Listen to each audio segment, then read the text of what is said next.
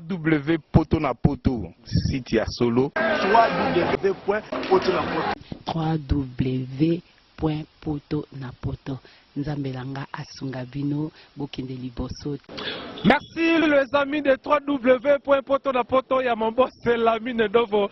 Beaucoup pas Adam Sulzo le là ba ina oseka na oseka nini parce que na ene sengo balobi colère de quoi contre qui na la candidate na oseka malebele bana Potonapoto bana planète Terre ya Massa Nabino, famille Nabino, Nabino, petit frère, grand frère, Adam Seluzo, le mois Souga Nzambe, le lona pemel pena, Djibril, Nasa Pouyen, le loco ya blé oyo, le loco va coma pena RAV 4 ya blé, pemel la portière, ou portière envoie ma, Nasa Pouyata awa vraiment, le loco ya blé oyo, toye bamuko, nango le lo par rapport, le lo nga pena Adam Seluzo, na ye pour la droit de réponse ya makamon pe to le kaka na micro yo, na caméra Djibril kita de Djikampo One, to yambaki un artiste qui a parlé par rapport à Makamoumou. Mes droits de réponse sont obligés dans l'émission. Je reçois aujourd'hui pour vous, pour la première fois dans l'émission, l'archevêque de la presse internet congolais, Mike Lokamba.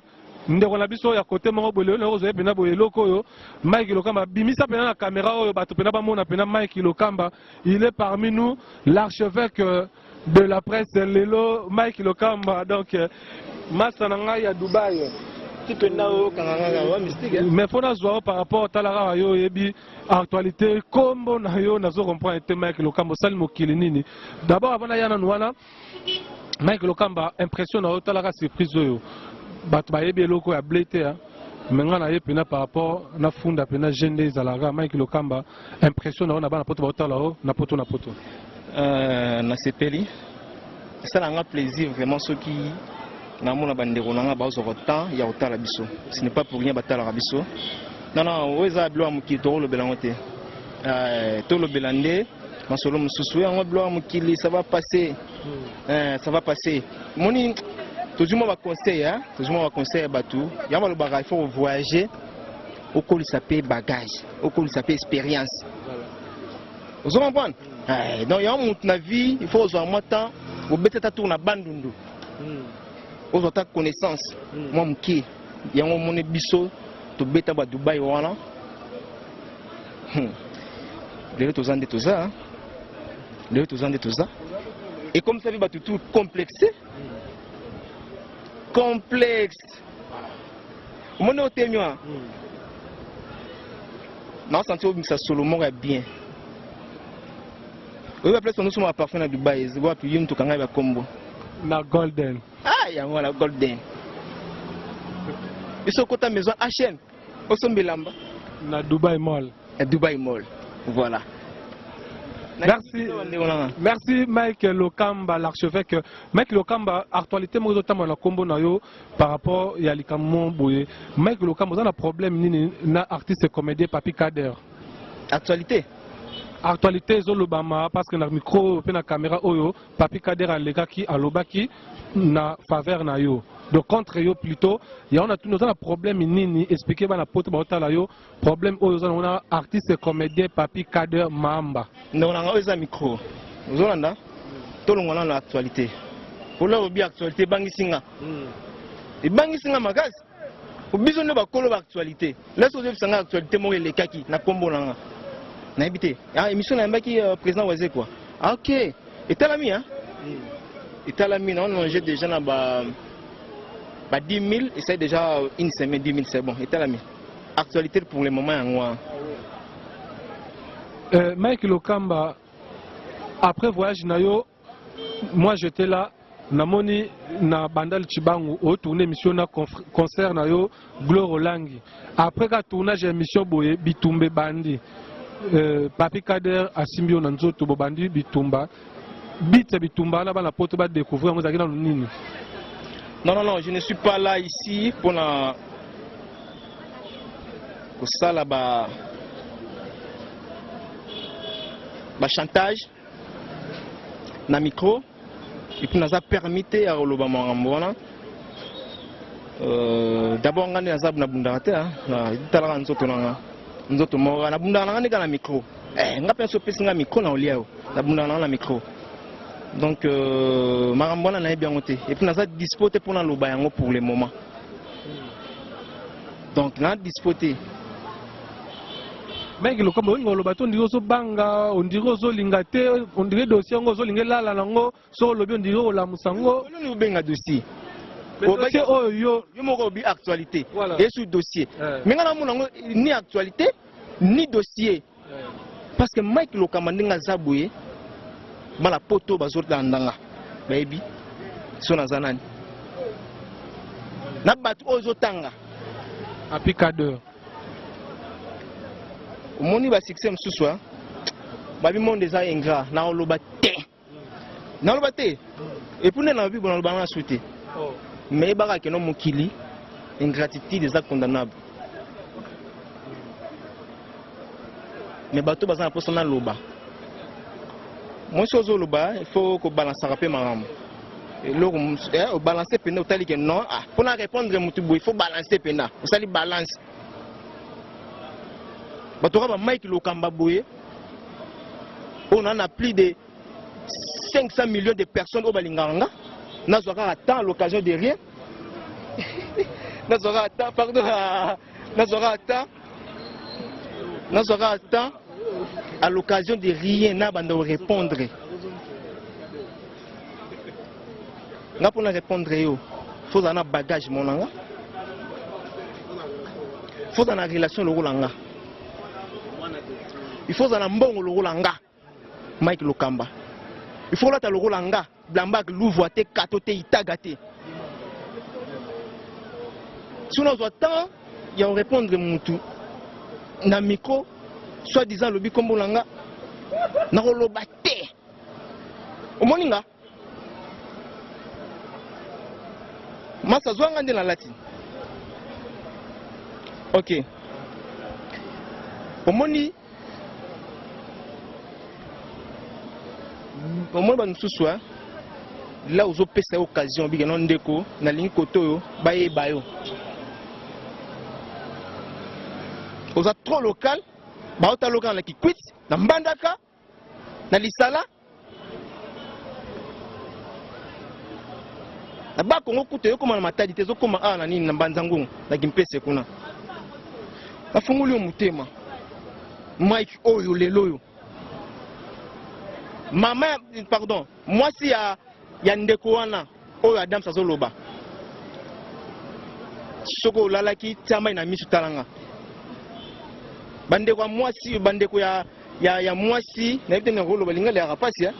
Bandeko ya basemeki. Bobenga ndeko na bino alamuka. La bonne fois au biso zala nango parce que moi à l'époque nazala na Congo Sika. Asala nyoso. Est-ce que yoko ni makina générique? Bato ba ebi générique eza nzembo we bandaka. Eza ba ribuki ya batu ndeti bino bozana ba ribuki na bino bosala na générique. Avant émission banda ba kotia eloko mo botiaka wana. Biso pe à l'époque tondoti eloko mo boyana. Ngai etake coordonnateur ya Congo Sika. Na proposa batia eloko na ye, batia elongi na ye. Est-ce que tala na moment là songa na salle émission ça etalami émission à sala kisi njora non wana na Congo ya Congo elenge émission la sala na ba invité na ngebele na beta ba biloko de geta na ba 80 000 aux occasion à la 80 000 wana yango lo mo wazika lobaka sur la mabe e bana mokili mobimba kasi batu balinga ngo kati yo boulette que non ndela boya aux 3 appels ya petit momi ba betisi yo mutu ndo moli que non ngai na za artiste na pesi en sous luzolo mbote au depuis Kinshasa toebi elo asala la duchesse toebi lo ni basala sundiata maniata toebi lo ni basalaka parce que comparer sundiata tena n'importe qui na petit na petit comédien sundiata c'est sundiata na pesi susu mbote nani masananga Mike Lokamba bali ba mbote na yebi président Douche kapanga na peso mbote Mike Lokamba bato bazana posa ba o se justifier par rapport ba erreur moko o sali pa ndeko papi cadre yo okomi ko pesa ba mbote mutu wana nde na bi na ko lo bate nalobaki oloba te po yebi oza conscient makambo ya alekaki na tefa alobaki ke Mike Lokamba po aloba na stala wana obe nga pe so mo ke nom na lobeli mutu wana seka mutu wana pe ana eloko Kader aleki na tefa lobi ofula ye te soko lekisa na émission ne lobi te ke yo mutu ofula parce que azala déjà papi Kader mais yo lobi ke yo mutu ofula ye non papi Kader non na beta masolo la ya mutu ate na ozo atana nga te na minute oyo fona olia na nga beefsteak na nga na olia na nga moi KFC po komi na karasi ko komo tambola fort eza problème ni non ebilo ya mokili ya nabi na okipe makambo wana te nga na minute onde na posa ya ba contrat biso travail na contrat na contrat na 3 de contrat na Congo elengi contrat na nga kem tabengi Mike ndeni na posa elongi kota ba signer contrat papa to lexa bloc ba pibi tout au sala elongi na ngezala wana vous comprenez awa bango balobi ke bazana force ceci cela mais qui ne oleka lexa biloko na yo na basiti mususu bamolela to basiti belé hein mais totalement ebelete basiti ça ebelé mais totalement ebelete si le loba na 18 vies tu peux imaginer faut se gâter papa na sécurité na oloba nde mambo yo c'est qui o se gagne Mike Lokamba na omona motema nezo beto ndire oza conscient ozoyeba makambo salaki sikota ozo loba mambo salaki oba kizaki na TV ça c'est la télé on peut pas tout dire mais pour comme na niveau boba na robunda beaucoup ma rosimba na nzoto parce que niveau na papi Kader nga nazaki wana jour ya tournage yo na Gloire Lang uti voyage okomi après voyage no mbamo bitumba na bandali Chibangu j'étais là présent oyebi ya on a lobi que non ce que ça l'excuse à ça c'est excuser moi la mai boma par rapport à papa babilora boye Mike Lokamba ozo ba roloba te c'est excuser pas moi la mai par rapport ba erreur mon boye par rapport au yebi yo leki eh bien papa zelanga e monio un grand artiste okomaka o jouera bien olingaka te valeur na yo o négligera ngo papa. Tu comprends? Mais olingo loba nini na bana poto babiloko no so loba oyo bana poto ba otala o plus de milliers de personnes bali boso ya ba TV bazo linga ba yoka Mike Lokamba aloba quand même vérité moko boye alobelo moko boye oyo salamaki peut-être ezaki ba erreur à s'excuser to boma moto c'est la famille pour babitumane c'est parce que balobi la guerre sera longue et populaire papi Kader alobaki soki oleki olobi na TV kara oyo aroleka oloba sikoyo ba arme no soza la polele so yango zo bangisa yo oloba la makamuna ye po ebike so lobi aroya lisusu ça passe bien tourner les pages Mike problème nini Allez Django le roi de Chicago donc bato ba soutenir Mike Lokamba atindelo mbongo depuis Dubaï dans Dubaï mais il y a bande belé bakimi mais il y a l'autre na mbongo transfert et mata atinda 500 kuna n'autre na 1500 Doudou bienvenue Zakodolo Baramoto na kati ya Australie wana na bosani pété na ba vrai ya Mike Lokamba lisusu Mike na yebi ke bato wana so baza vrai na yo c'est que toi si ça na biso émission bonga non c'est l'émission c'est aussi cette émission olobi toi aussi cette émission Lokamba na toi bandal na yebi non c'est l'émission et c'est ndapela na uza pena temps wana on dimaki problème on dimi rando na mwana mai wazaki masa no proche lié yo lié bola la ndako moko mais on dimi ko sale mabe moi mai aleki na TV lobi aloba te pona respect na mais soko meko loba awa akopanza yo wana ba arme tout zala ouvert ko mai ko leki na TV lobi oloba te c'est ko banga engero zala bien to affronter lo leki biso yo leki mo bato batala biso wana na poto ngana yo ba mona Mike azoloba on doit présenter émission Adams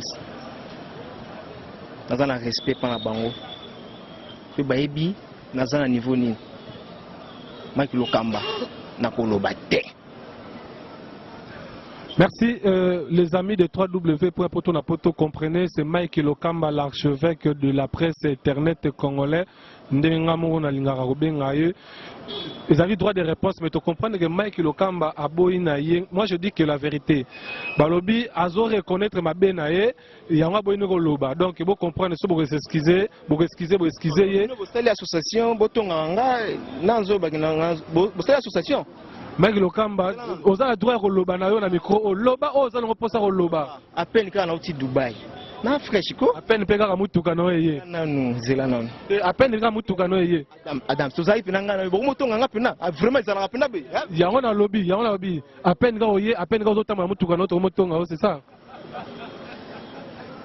Zelia la fraise na pesio mbote na Paris wana. Pauline na pesio mbote na pesio Christelle blanche sur la terre électrique. Non, bah la biso, hein, bah la biso, bazab na branché. Balinga robutu. Mike Lokamba, je comprends. Mike Lokamba, merci Kumote Mago Belisha, la première dame de Lausanne. Moi, ce que bateau, on a ce que photo sur le landé na bango. Bateau bana ba gaz, bateau bana ba vitesse, bateau bana ba mbongo. Vous avez bateau que non Mike Lokamba obanga. Bango wala. Mike. Oza el kamba oloba. Dans un des remerciements. C'est ça remerciement kasi. On va clôturer. Vous avez passé au lobatin pour Obangi Nayo, Obangi Papi Kader, je te salue. Papi Kader Mahamba, je te salue. Nalingi, Nasi Sanara Mike Lokamba, vous allez Gamba Loba. Naebi. Peut s'inviter à taper Loba. C'est ça la raté vraiment, hein Julien. Attends, le numéro vraiment. Oui, Loba Nayo Mahamba va retourner aussi. Parce que Yebi Nao, vous reconnaître que vous allez Kader Mabé. Ça nous balance. Remerciez Bastaf Kasi. Balance. Balance. Tu as ressenti que non? Julien Botalatala lelo lembokati la presse Mike Lokamba yeyo alingi na yeko lobate. Donc Djibril Kitadi date aussi puis le loko na sous loko mon bison de taboué. L'âme sous la ignorant. Il faut bête à tolo. Tu n'es pas un comédien. Vous comprenez? Il faut bête à tolo en gros. Yo toi comédien. En même temps comédien mais double brassard. Yo non Natia Julien, je vais s'inviter. Voilà, Natia Julien. Je n'ai pas de bête à rato loana. Que non, na comédien ti. Dans un journaliste. Et tout toi quand c'est pouvoir. Quand c'est pouvoir. Parce que théâtre dans quand c'est pouvoir. Papa Tolo ba awa, Musala oyo. Et ça na quand c'est pouvoir. Na fier lelo. Lelo so be melanga la liwana na ku faire journaliste. Na fier. Et puis Moussala, on aime Moussala Moya Valère. Yo comme boya no suba comédien. Na pesa ba mbote awa. Yo comme boya bango lisu. Na boya douche kapanga te. Na lingaki tete. Non. Eh okata inga mabanga nanga. Douche kapanga olinga na boya na funu. Mon président Douche Kapanga mobala pembe na pe mbote. Sida Bilele José de Londres. Quand il aussi ça na biso po lingino lobate. Non na minute c'est important. Oke na oboka boye moi wiseye. Yango na yaya. Na pesi José de Londres Sida Bilele le kataki yango mbote. Na pesi Zola de la Cruz motema. Zola de la Cruz depuis Suisse na pesi mbote. Pourquoi pas na maman Jeanne Miti Nzamba ba mama tout na kati ya Allemagne. Voilà, na ko monopoliser parole te. Merci na bandeko to batalenga balobi sur la mabe ndena bandela toujours sur la mabe et bana mokile mobimba. Mais ba passer pela ka na ngote. Donc on a Mike Lokamba. Ce qui m'a dit na aleki Mike na mbongo nini. Bondi makaka ponga na zana nga moto pamba, jibi mpiana. Moto pamba. Mais est-ce que mutango okokotala nga? Boya ta 5 minutes. Azo pe audace ya koloba na Mike Lokamba. Photo ça va bon Mikoleza, est-ce que moi et toi on se connaît? C'est bon. Mike Lokamba viens pardon s'il te plaît. Un mot kaka na situé yambio pardon par rapport des arara poto na poto. Loba. Voilà, donc on a pesi cordon bazana à niveau à poto wana. Mon boss c'est Lamine Donvo. L'ami, voilà, donc mon boss, notre boss, parce que ça la fierté, il y a site déjà. Na petit sous son botte na site na biso kitoko poto na poto, et ça me semble bien. Et ça me semble bien. na pesi ba à travers tout ya poto na poto awa na moi ba Julien na moi ba ndeko belé donc vous êtes belé donc équipe est soudée là botindi la biso ba matos ba caméra ba biloko belé parce que vous avez la confiance na biso so tala musala oyo poto na poto zo sala to sopela on ba fleur qui est toujours liboso to kangela on maboko te donc voilà quand on le barna na vie faut pas aux ala ingrat dans un ingraté 3W poto na poto site ya solo poto na poto donc balobi to fungoli toujours maboko musala qui ne malamu donc la clôturer wana bandeko to batalinga na CP na bino obolinga Mike Lokamba donc ozo occasion otala ngaka lelo pozala na ngope obengi kaka ndeko nanga zawa na numéro za affiché wana a opesa bino numéro nanga ba conseil na bino sala bien mais to sous saka na loko est-ce que moi et toi on se connaît bana France botunelanga bana Belgique est-ce que Mike et lui ba yebani. Merci, c'était un plaisir pour moi. Yaroyamba Bino vraiment Mike Lokamba, l'archevêque de la presse congolaise. Yanga Adam Seluzolo, moi, na souka nzambe. Donc, nasili sinanga pona aussi cette émission. Ngana Djibril Kitadi nakata bandal pona kozwa élément aussi sango vraiment des aka. Matika Songo, la personne moté. Ilonga bébé. C'est bon. Matika Songo, voilà.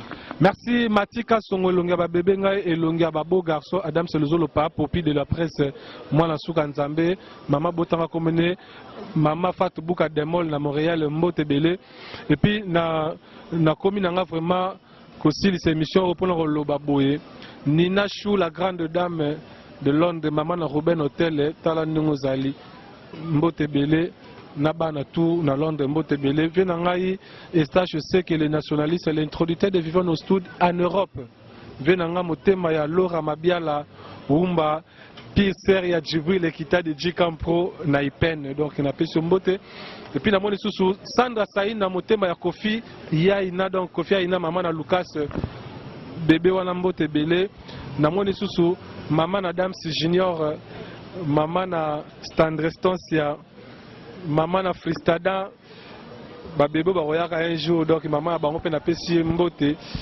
puis na pesi lisusu Tabu Fatou top modèle bijou embi ozeble Rite Katondi Lubanza de Irene Kidi ya Makesi na Paris Mbote Belé Nicole Levangule na pesi Mbote et puis mère Flossi Belle Mike Lokamba yo wana paloli droit de réponse Nasili Sanangai Djibril Kitadi nasa nini lelo Mike Lokamba faut que tire na parler ya la kota na karo Mike déposer nga ondeko na yo nga na mutama kolo ya Azav Mike ya la contact to kende boule silit www.poto na poto nzambelanga asunga bino bokende liboso